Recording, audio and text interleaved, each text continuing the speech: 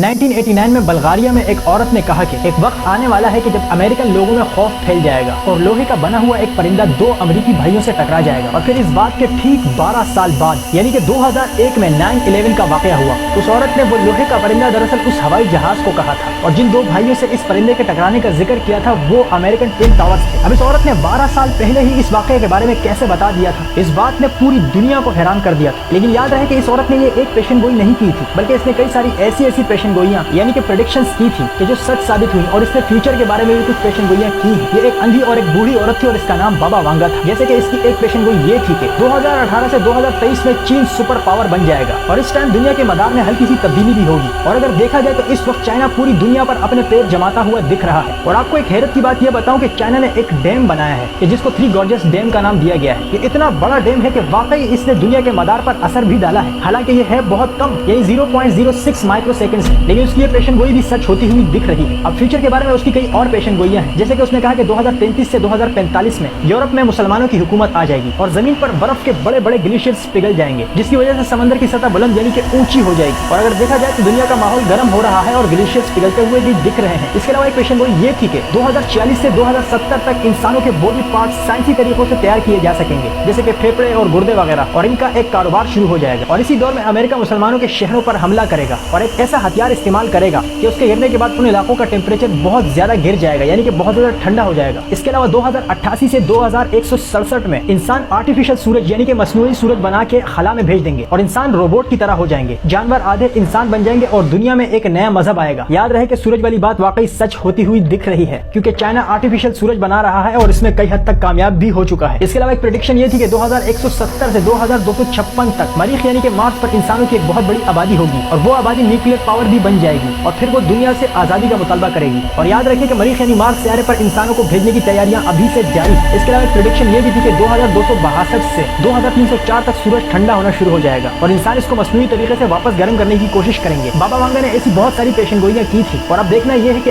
आगे इसकी कौन सी पेशन गोइयां सच साबित होने वाली है। और ये औरत 11 अगस्त 1996 यानी कि 1996 में फौत हो चुकी है। याद रहे कि कुछ लोग इस औरत को खुफिया एजेंसियों का हिस्सा समझते रहे हैं।